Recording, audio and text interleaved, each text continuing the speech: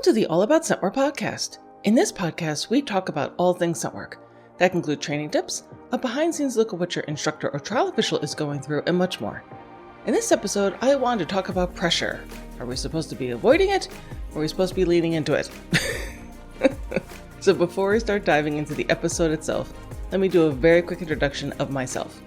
My name is Diana Santos. I'm the owner and lead instructor of Scent Work University. This is an online dog training platform where we provide online courses, webinars, seminars, virtual events, ebooks, a regularly updated blog, the All About Scent Work podcast, video reviews, Zoom consultations, free training tips, free live streams, and so much more, all focused on scent work. So regardless of where you are in your stepping journey, you're just getting started, you're looking to develop some more advanced skills, you're interested in competing, or you're already trialing at the upper levels, we likely have a training solution for you. So now that you know a little bit more about me, let's dive into the episode itself. So in this episode, I want to talk about pressure. What are we supposed to be doing about it? Because there's lots of different things that we can hear. I know I've said different things at different times that can make this all feel very confusing. So when I'm training or trialing in scent work, and there are pressures about, what am I supposed to be doing about those things? Am I supposed to be recognizing those pressures and shying away from them? Am I supposed to be kind of bubble wrapping my team from those pressures? Am I supposed to be leaning into the pressures? What am I supposed to do? And the answer isn't really that clear cut. It's kind of complicated. And here's the reason why. It is very true that no matter what we're doing in scent work, whether we're doing training or trialing, there are going to be pressures that are naturally baked into the activity. And all of that is dependent upon the dog, the handler, and the team. So one team may have a completely different set of list of pressures than another. So already we're complicated. To try to say, hey, team A, this is what you should do, and team B, you should do the same thing, that may not be true. The other thing is that the potency of those pressures, or how they're perceived, how strong they are, how influential they are, that's also going to depend. And it's not just going to depend on the individuals, the dog, the handler, or the team as a unit, but also on everything else. Meaning if you just had one pressure point that was present in a given situation, that's one thing. Maybe it's not that big of a deal. Or maybe it's a really big deal. Again, it depends. But what happens if you had 15 different pressure points? Altogether, those may be completely overwhelming for the dog, the handler, or the team. Right at the jump, we're already recognizing that this is a complicated topic. So when we're trying to talk about these things, when we're as instructors or trainers, we're trying to help our clients or trying to give general ideas of what people can do, it can get kind of messy because, again, everyone's going to have to individualize this information. And it's more so you have to take it in and then kind of think about it and really soberly assess, well, what are the pressure points for my dog, myself, and my team? And that could be an exercise all within itself. So what are some of the ways that you can do that first part? How can you identify what is actually a pressure point? Well, you want to break this down bit by bit and start with the dog. That's usually the easiest way to start because we typically have a very hard time being, introspective. So thinking about your dog, completely outside the context of scent work, are there things that get their interest in either side of a spectrum? Are there things you're like, oh my God, what was that? That's so exciting. I cannot pay attention to anything else. That has all of my attention right now. I must investigate whatever that is. Or is it the other side of that spectrum? Like, oh my God, what is that? Oh, it's so scary. I just want to crawl into my own skin. Both of those things you need to know about. Because that is absolutely a pressure point. It's pulling your dog's attention either because it is just so enthralling, so novel, so exciting, pick a word, or it's eliciting a fear response. This is dangerous. Maybe this thing can kill me. Who knows? We can't get inside the dog's head. But those things are pressure points. And we can call them different words. Sometimes people call them triggers. But they are putting a level of pressure on the dog to send their attention here and then to do something with that attention. Whether it be I must engage in whatever that thing is, or I want to completely avoid that thing. And again, those are two opposite polar extremes on the same spectrum. Your dog can land anywhere in between. So when you're thinking about when my dog is just out and about, I'm taking them for a walk, they're just inside the house, whatever. What are some of the things that elicit those kinds of responses? So you may say, well, when the mailman comes and delivers the mail, or UPS, or the Amazon delivery person. When those things happen, oh, my dog's attention is like, hello. And it could very well be a very excited, like, oh my goodness, it's the person who brings the biscuit, or it could be like, oh, intruder, whatever. That's a good thing to note, right? Okay. When your dog is presented with this series of stimuli, this is the response that they have, and it's pretty much guaranteed. But there is a level of pressure that's being put on the dog. Now, if you were to think about that very same thing, let's use the Amazon delivery as an example. And let's say that your dog typically will run to the front of the house and they will announce, oh, there's a delivery. What happens if you try to call them back? What happens if you maybe had a treat container and you shook it? Or you were like, come back over here or whatever response is going to be. What does your dog do? Does your dog slide to a stop and then go, oh, but I do want the treats, or oh, they told me to go to bed, or whatever you were doing? Do you see your dog get kind of conflicted where they really want to run to the door? But now this other piece of information has hit them. And now they're kind of conflicted. They're kind of stuck in between two different things that they want to do.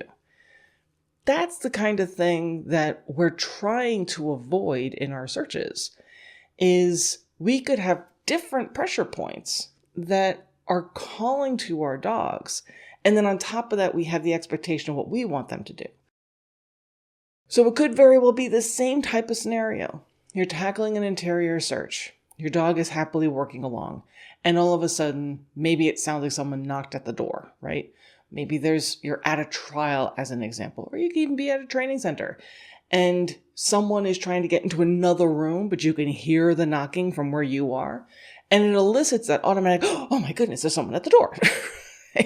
And now you, at the very same time, are trying to cue them to go back to searching. These are pressure points. These are conflicting pieces of stimuli that the dog is now conflicted with. So what are we supposed to do, Santos? I need my dog to search, particularly if we're talking about trialing. What I'm trying to describe here is that even with these really simple examples, again, starting off completely outside the context of set work, that those pressure things can be something that we really have to we have to deal with. We have to wrap our arms around and figure out, okay, how much of a pressure point is this? If someone were to come to my door, the Amazon delivery person, is my dog trying to bust through the door? Or is my dog just kind of jogging down and trotting down the hallway, be like, oh, look, there's a delivery here. Those are two completely different responses. We need to figure that part out first before we can try to put together some kind of plan on how we should be addressing that pressure point. You're like, oh, you're talking in circles. What do you mean? Well, the reason I gave the example of you're trying to interrupt the dog, right? So you hear the person is coming to your door. Your dog heads off. They go rushing towards the door. And you grab a treat container. You go jiggle, jiggle, jiggle. Like, puppy, puppy, puppy, puppy, right? Because you're trying to get them back. The amount of stuff that you're doing to try to interrupt their behavior is probably going to increase the less that they respond to you. Right? And that may not be overly effective. You could actually just be getting into a big argument with your dog. And again, this isn't in the middle of a search. It's definitely not in the middle of a trial. It's just someone's trying to deliver your package. So wouldn't it be better for us to determine, okay, I want to actually train this. Right? I want to have a reliable cue that when someone comes to bring me my deliveries, I can let my dog know, hey, Here's this cue, whatever it's going to be. I want you to instead go target your bed, as an example. And the way that we would work on that is that we would start building a really reliable go-to-bed cue without any delivery things going on. And then incrementally, we would be increasing the pressure. We'd be increasing and injecting these little tiny things that seem similar to a delivery until we can get to the point over time where a delivery is actually happening. And now the dog is like, oh yeah, I totally get it. You want me to go to the bed? Sure, no problem. That's what we would need to do, again, over a period of time. What that period of time is going to change from dog to dog. It's going to change from situation to situation. And also your history matters. If your dog has been trying to barge down the door for 5 years, I don't think you're going to be able to fix this in 10 seconds flat. Could someone prove me wrong? Sure. But typically speaking, you're going to have to spend some time to undo that in order to have the dog learn how to do something else. Like, I don't care. What does this have to do with that work? What I'm trying to describe here is that something as simple as you're getting a delivery, that is your pressure point, your dog is reacting a certain way, and you're trying to figure out how to get them to do something else. That requires that we appreciate the level of pressure that stimuli is for the dog, breaking that down into little tiny pieces, not avoiding it, but implementing different factors or flavors of that pressure point in ways that the dog can deal with, incrementally progressing over time until they can deal with the full pressure of a delivery and they're doing the thing that we asked them to do.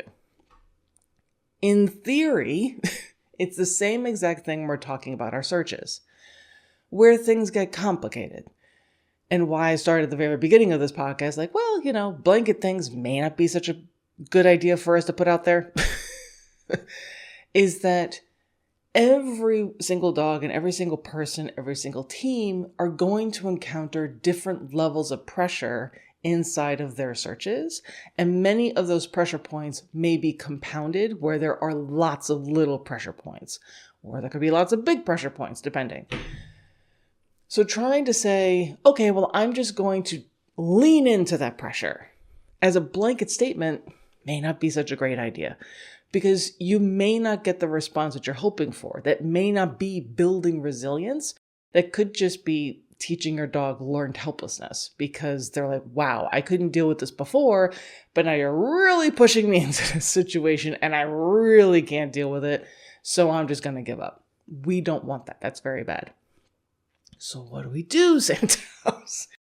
I think the very first thing we have to do is take a very sober look at what are the potential pressure points when we're talking about scent work. So first of all, let's think about our environment. Where are you searching? And what are the things that you think are potential pressure points that necessarily, again, don't have to elicit an icky response from your dog? It could be a, oh my goodness, Disneyland. It could be a really happy response, but it's still pressure. What are those situations? What are those things that you can think of off the top of your head? So as an example, let's say that you have a dog who adores, their thing in life is to chase squirrels. So I think we can all agree that if you were to do an exterior search and there was a bunch of squirrels and they're right there in the tree, making their little chitter chatter, flagging their tails, and just basically harassing your dog from the sky, that would be a very significant pressure point. Okay. Now let's say that on top of that, not only do you have squirrels, but you also have chipmunks, because we're going to assume that if your dog really likes squirrels, they're probably also going to like chipmunks. And at the very same time, so you got the squirrels up in the trees, you got the chipmunks down on the ground, and they're all like running around and doing things. And on top of that, you got birds. I'm going to assume that if your dog is really interested in the squirrels, they're probably really interested in chipmunks, and the birds, dive bombing them and things is probably going to be a thing too. Great. So you have these 3 massive pressure points in your search, and you're asked your dog to find this really boring birch tin. The environment is, for all intents and purposes, looming over your dog, enveloping them in this pressure, and the chances that they're going to be successful in that search are pretty darn low. Now, if at the very same time that, again, the odds are stacked against them, you have a leaf that blows through your search area and blows just beyond your dog's reach, as they were maybe quasi going back and forth between, I really am trying to find my hide, but oh, I want to go get the squirrels, whatever. How many of us think that the dog is going to go chase that leaf? It's a pretty high. It's more than 50%. This is where the pressure of the environment has won. Many people would say, well, this just means that I need to do more searches with more squirrels, more chipmunks, more birds, more leaves. And it's not necessarily that that advice is wrong, but I think that it's not appreciating the nuance of, well, should we be doing that all at the same time? Aren't there different levels of squirrels, chipmunks, birds, and leaves? What type of picture are we looking for? For my purposes, when I'm doing scent work, I want my dog to always be making choices, recognizing that they are always making choices. I can't force them to do anything. But I want that choice to be a clear one. I don't want them to be standing in the fork of the road going, I really want those squirrels. But, she really wants me to find that hide. But the squirrels, though, I don't want that. I don't want there to be 10, 20, 30 seconds, a minute of them being like, oh, which one am I going to pick? I want it to be pretty instantaneous of course I'm going to find my hide. But that doesn't happen by accident. That happens by being very thoughtful with how we train, being very thoughtful with how we're designing our training exercises and appreciating the power of those various choices, which are influenced by pressure. Because if the pressure of the squirrels is so high, the dog is going to give in to that pressure. And that very well in that situation can mean the squirrels are going to win as the choice option. The hide is just going to kind of fade away and the only option is going to be investment in the squirrels.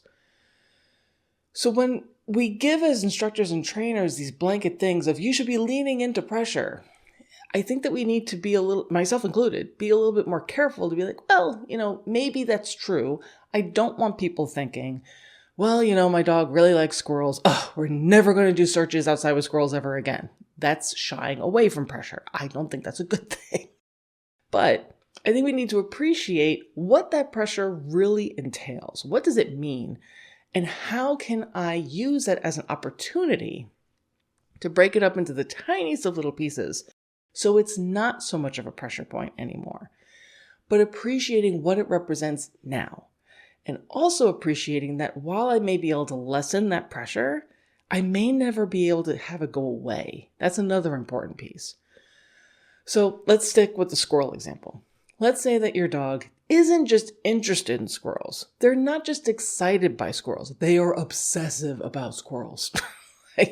In day-to-day life, if there is a chitter-chatter of a squirrel, your dog is just gone, right? It is just, there's no getting them back. It's just like, oh, dear Lord. It's just a thing. The idea that we're going to go from that level of just complete focus, one-mindedness, obsession to, oh yeah, I could totally do my searches in a very short period of time is probably not realistic. It's also probably not realistic to think that that pressure that the squirrels represent is ever going to go away completely. Instead, that's going to be a baseline level of pressure that we're hoping to get down to a manageable amount, but we always have to appreciate. So let me try to give you an example. Let's say that this is indeed your dog. They hear squirrel and that's it. Their eyes kind of glaze over and they're like, oh, where is it? It doesn't matter. You could put filet mignon in front of their face. You could give them their favorite toy. You could have a fake squirrel. It doesn't matter. They want actual squirrel. Over a period of time, ideally, you would be working on reducing this obsession a bit. And there's lots of different ways you can do that. Distance is always your friend, making sure all the other pressure points are lower, yada, yada, yada. But we're going to say that you've done that. And you've done that for a period of time in training. You've worked with an instructor, you've worked with friends, you've done some generalizing, you've made sure that you have taken into account the amount of squirreldom in your searches when you may have been doing your exterior searches. And you have a lot of successful repetitions that you've been building up, a history of success. My dog has been able to come into areas where maybe there are squirrels way off in the distance. And my dog can easily come in, they can find their hide, we do a big reward, we get the heck out of town. Great, you've done that for a bit. Let's say that you're now going to do a field trip search, maybe with your instructor or your group of friends. And you all know that there could be squirrels about, but no big deal. But again, this is a novel place. You're going with a group of friends. Maybe this is only like the second or third field trip you've done together as a group. You're all kind of nervous, but it's an excited kind of nervous. Like, oh, we're going to set hides for each other. So exciting. And sure enough, there are indeed squirrels, but they're in the trees, like far away. No big deal, right? Maybe we're going to start up with searches in the parking lot. You're trying to be all good. And you bring your dog out, and instead of them presenting the way that you had expected, or maybe you're going to do container searches in order to do a warm-up. You've been listening to me for years. You're like, I'm going to do what the Santos lady says. And instead of your dog focusing on those containers, they're scanning the skyline, looking at the trees. And now you're ripping your hair out, saying, I did all the things. What gives? And what gives is that I outlined in my fake scenario multiple pressure points. So you still have this baseline. Your dog is elevated above all other dogs, maybe in this little practice group, where the squirrels have if you were to think about this as like a giant tub of water or something. And most teams have like a little bit of water at the bottom. Your dog is already half full, just with their level of squirrel interest. And you only have the tiny little half on top to work your way up before you overflow and everything falls apart. So your baseline is half full, but now we're adding on new place, that adds a whole bunch. Working with these group of dogs, that adds a whole bunch. The fact that you and all your friends are a little nervous, that adds a whole bunch. You now have like a tiny little sliver of water left at the top of your tub before it overflows. This is what I mean, is that can be extraordinarily frustrating for people because they think that they've done all the things. And the advice is that you got to get out there. You got to make sure that you're generalizing. You got to make sure you do this, that, and the other thing. And it's not that those pieces of advice are wrong. They're not. But I think they're missing a little bit of nuance. That we have to appreciate what our baseline is. Where are we right now in just dealing with the pressures that we know about? Because if I'm going into a situation and my bucket of pressure is already half full, if I encounter any other pieces of pressure, I'm going to overflow and it's just not going to go well. You're like, well, now I don't know what to do. So I'm going to try to help this make a little bit more sense.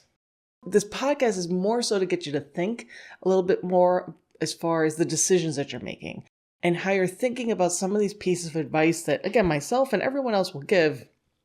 I think that the advice is solid. You have to take in the advice and think about, well, how do I use it? And what are the things in between the lines that I may have missed or just may not have been very clearly said? So if we go back to the original premise of the episode, what do I do about pressure? Do I shy away from it or do I lean into it? I don't think that either of those things in and of themselves are really true. I think there are elements of both that we could potentially take to heart, but we have to be careful about how we do so. So let me try to help that make a little bit more sense. In most cases, when there are identified pressures, like our squirrels, right? We can all appreciate that we want our dogs to have an experience where they are not quite so over the top obsessive about squirrels, right? It would improve their quality of life, not to mention our quality of lives of living with this dog, that wasn't their reaction, right? That they were able to deal with, there are going to be squirrels in our lives, and you can be interested in the squirrels. I'm not asking you to even ignore the squirrels per se, but I need you to bring it down like 10 notches. That whole thing. But the idea that we're just going to make sure that we never see or encounter any squirrels ever, that's probably not going to work, right? Trying to shy away from that pressure point is not really realistic. I can't control the squirrels. I'm not going to put forth a piece of legislation that eradicates all the squirrels. Right? These things are not going to happen, right? So I'm not going to be able to lean into the pressure per se and be like, I'm going to stick you out there for hours on end until you finally give up on the squirrels, because depending on just how obsessive your dog is, that could be very bad. They could make some really bad decisions in that situation. And I'm not going to try to pretend that I can get rid of all the squirrels, or I can black out all my windows, or who knows what. Either extreme is just not realistic. However, I can appreciate what the advice is trying to convey. That I don't want to put my dog into the deep end of the pool by saying, hey, I know I'm going to put out a deep, inaccessible hide that is really super challenging in the middle of a courtyard that's surrounded by trees of nesting squirrels. That sounds like we're really leaning into the pressure. That doesn't sound like it's going to go very well. At the same point, I don't want to be, I'm only ever going to do searches in my basement where there are no windows and there's no possibility of my dog ever coming across a squirrel. Like, both of those extremes are just silly. But I could do things where I'm appreciating the pressure that the squirrel represents. And I'm applying that knowledge to what I'm doing in training and also at trial. So as an example, let's say that you do indeed, like myself, have neighborhood squirrels who love nothing more than to torment your dog. And maybe they will torment your dog even from outside when your dog is inside, where they will like go down on the yard and seemingly like do a little dance, like, like you can't get me, like this. They're awful. If you had this kind of dog, there's lots of things that we can do from inside. Shaping, counter conditioning, whatever, completely outside the context of scent work, where the dog can see the squirrel and not completely lose their mind. And then we can go, that was really awesome. We can like run down the hallway away from that window and we can give them all kinds of reward. So that is not necessarily shying away from the pressure. That's appreciating what the pressure is and trying to use that pressure point as a learning opportunity. That's showing the dog you can see the squirrel through the sliding glass door, as an example. And we don't have to try to go through the door. Please don't. No death. At the same point, you could then, over a period of time, if you happen to have the same type of suicidal squirrel that I have, you could then maybe do searches in that room where they can still see through the sliding glass door, and really super simple, straightforward searches after you've done those other exercises for a while. To me, that's what quote unquote leaning into the pressure means. It's not becoming afraid or timid or avoiding of whatever the pressure is.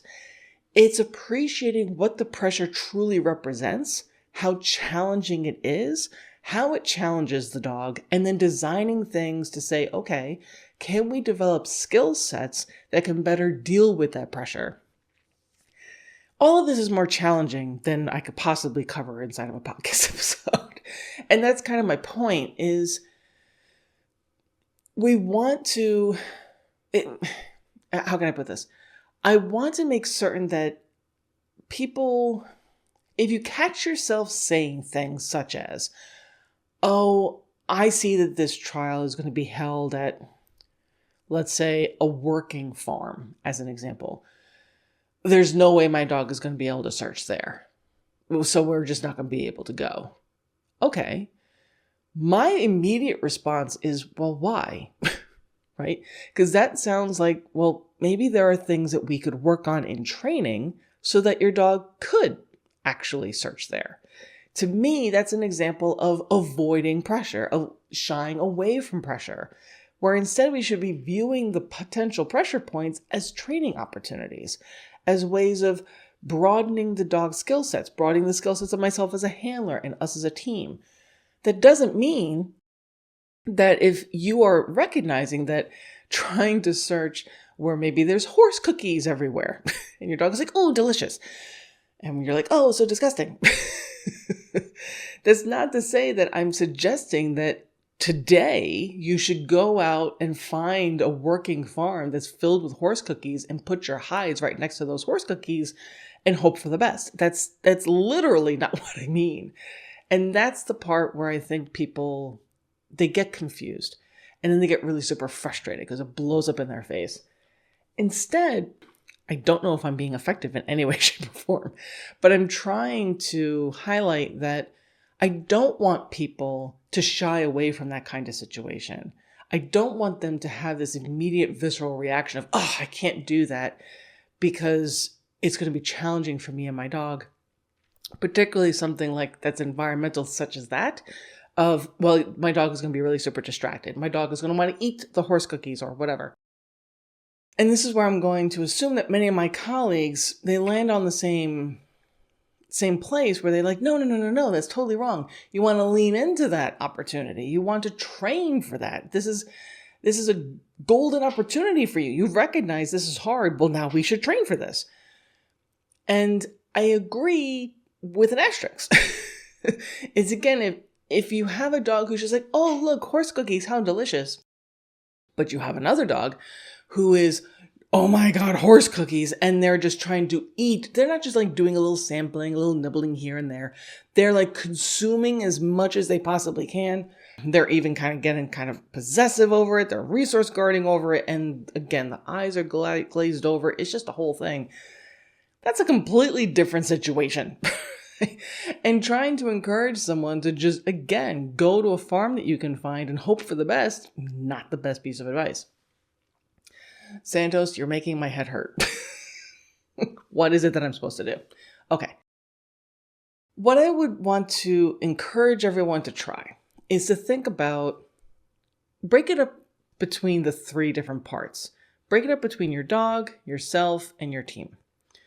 Try to identify at least 5 individual pressure points for your dog, yourself, and your team as a unit. Like, oh, I don't even know how to do this.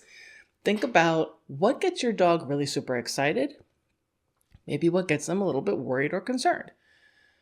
Think about environment stuff. Think about situational stuff.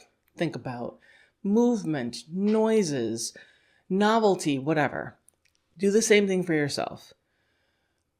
If you were to find out that you were going to do training and there was going to be a guest instructor who was going to be watching you all, but you found out that guest instructor was someone that you know was really like some bigwig in the community, and you're like, oh no, they're going to see me and I'm not perfect. I hope this isn't a thing, but maybe it is. Or maybe you're having family is visiting from out of town and they're going to watch you search.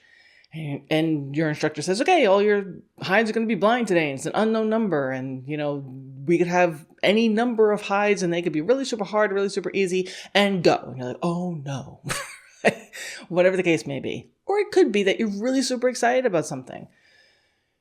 Try to really stop and think, what are 5 of my pressure points personally, as an individual, as a person?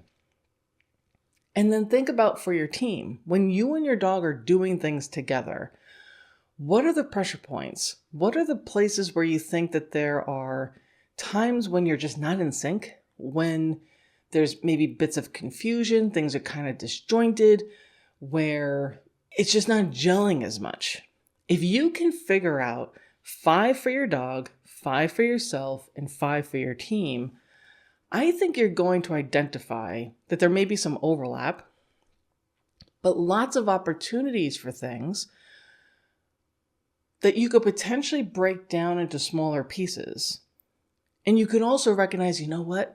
I thought about this. I made Santos's stupid list.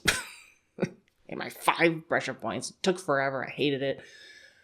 But then I actually thought about it, and some of those are pretty major. Like, if those happen, it's a thing. Okay, that's good to know.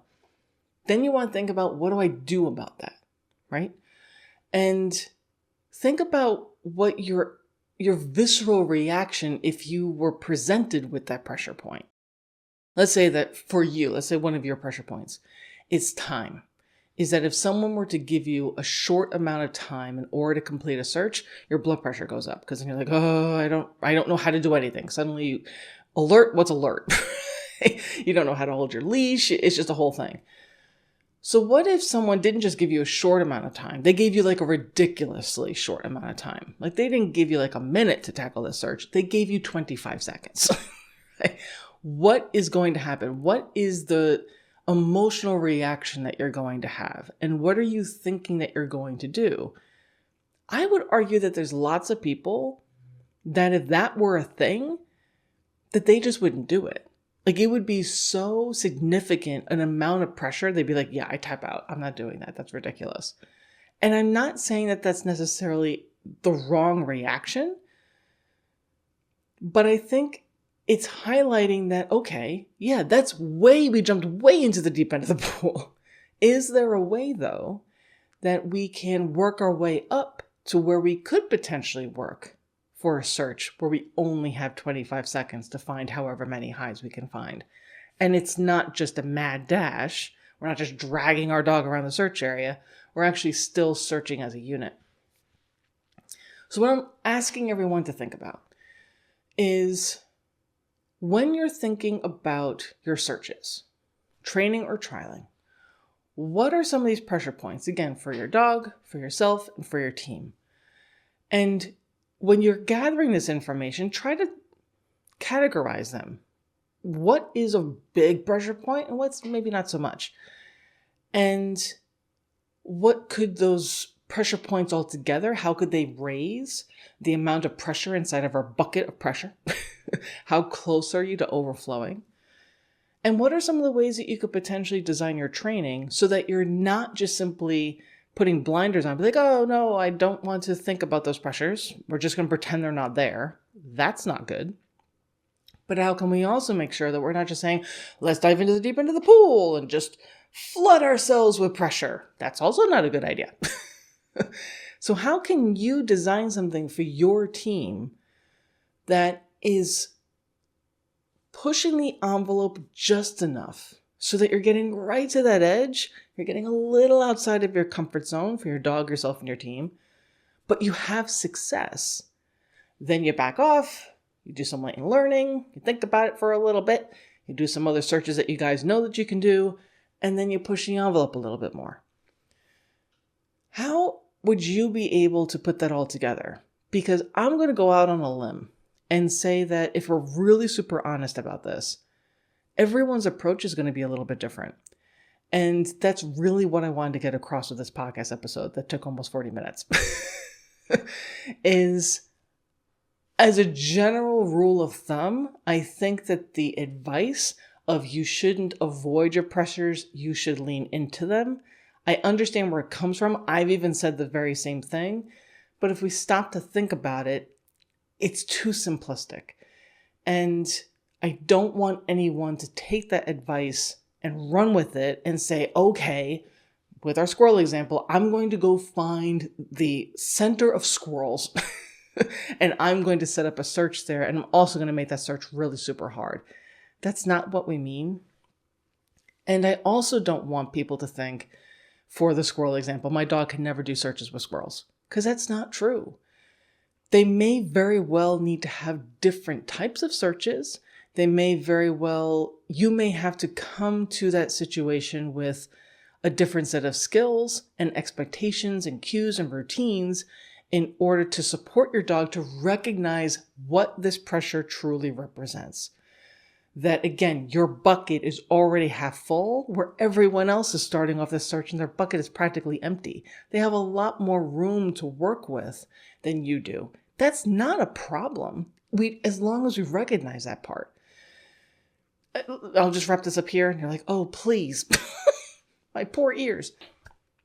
The reason why I wanted to put this out is it hurts my heart when I see people say things like, oh, my dog can't do whatever it is. And my immediate response is, are you sure? But at the same point, it also hurts my heart when I see people putting their dogs, themselves, and their teams into situations where I'm like, yeah, you cannot do that in that iteration right now. It's just not a good idea. Like, this is not going to go well. So both things are very like, oh, it's so painful.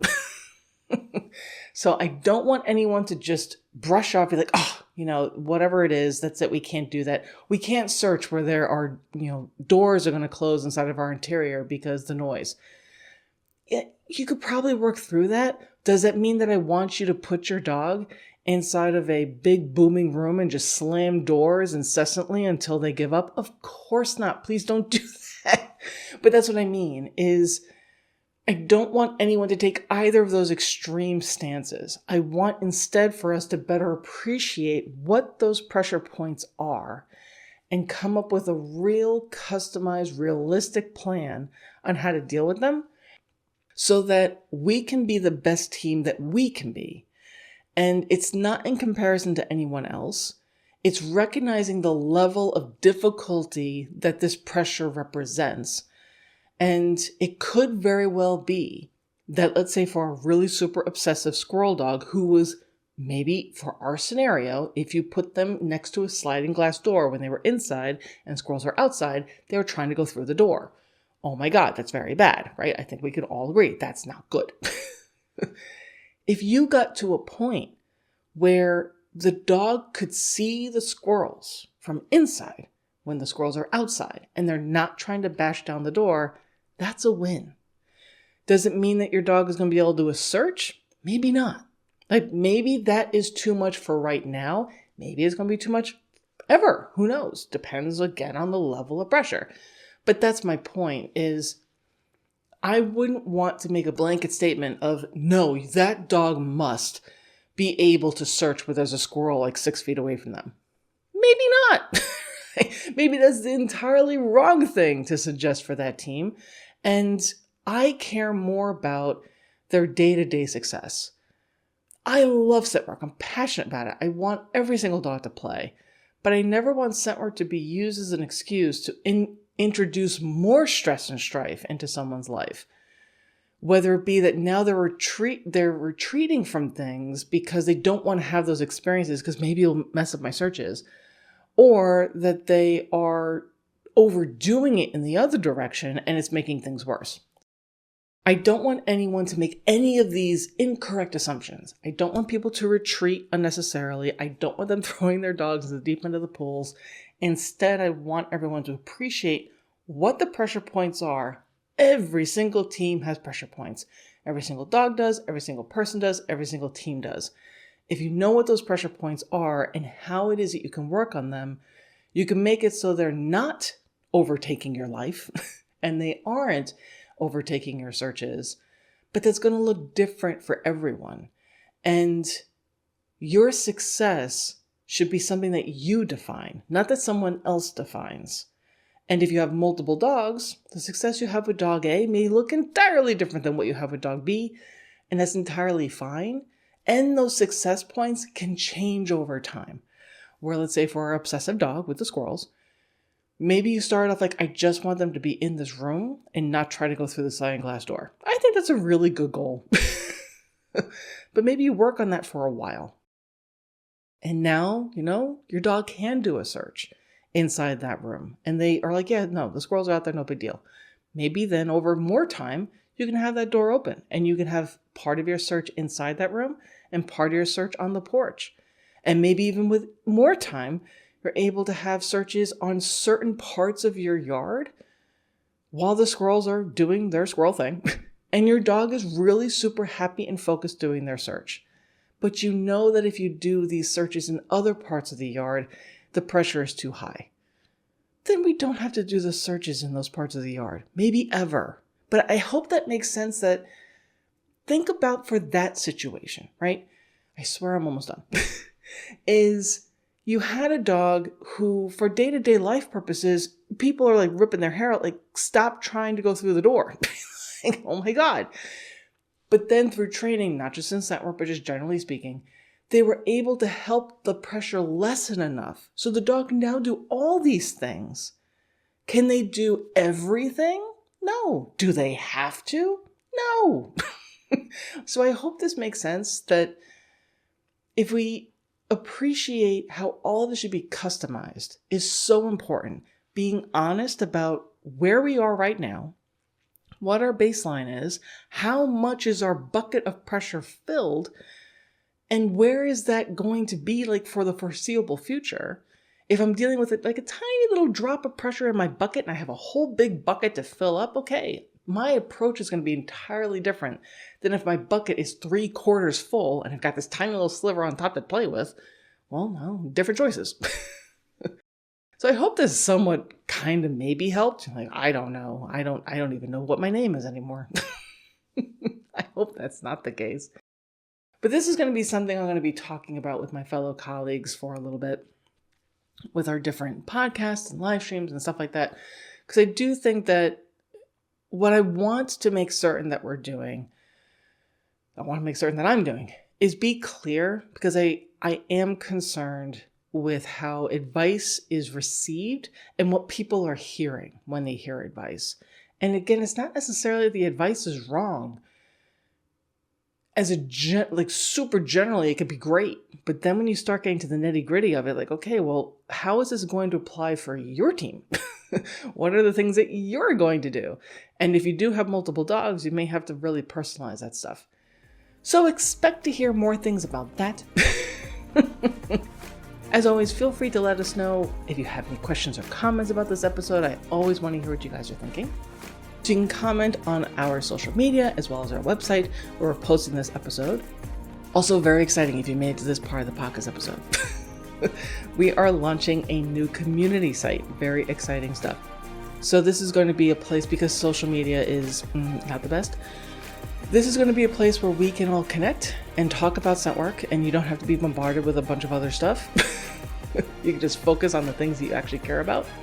So this will be formally launched very soon. We're starting to let in clients who have signed up for our online courses and our instructors. We're going to be making more announcements soon, so definitely stay tuned for that. I'll put in like a little secret link where we're posting this podcast episode in case you wanted to join. But we're also going to be launching a membership, which we're very excited about. So stay tuned for that. That's going to be happening in April of 2026. Very exciting stuff. Also, for anyone who has been interested in enrolling in one of our online courses as a student, the student enrollment has a new format. So now we are offering the same pre-recorded content that we were doing before, which is a ton. It's a ton of information, all of our courses, that you can go through at any point, and you have immediate access once you enroll in the course. Additionally, you will again have access to this community. You'll be able to connect with fellow classmates and also your instructor, and that's where you can post videos of you and your dog tackling the exercises from the course for the instructor to review and provide feedback on. Here's a new piece. The new piece is that weekly, you're also going to have a live Zoom class with the instructor. So they'll be able to answer any additional questions that you have. Maybe they'll pull out a particular video or series of videos from the submissions to talk about what they saw, maybe to give you guys some feedback and things to think about when you're practicing for the next week. And then people go, oh, well, I wouldn't be able to make the Zoom class. That's not a problem. Not a problem at all, because that will be recorded and that will be posted to the course player as well as the community. So we are really super excited about this new format. It's going to allow for more interaction and more back and forth between the instructors and the class members. So we're very, very excited about that. We have a really nice lineup for you. So I'll make certain that there are links for which courses are available for this upcoming session where we're posting this podcast episode. But I want to thank you guys so very much for listening. I know this was a big one. As always, if you guys have any topic requests, always feel free to let me know. I'm always happy to talk about whatever you guys are interested in. But thank you so very much for listening. As you can hear, my tiny Terry's like, lady, let's go do some searches. Please give a cookie to your puppy for us. Happy training, and we look forward to seeing you soon.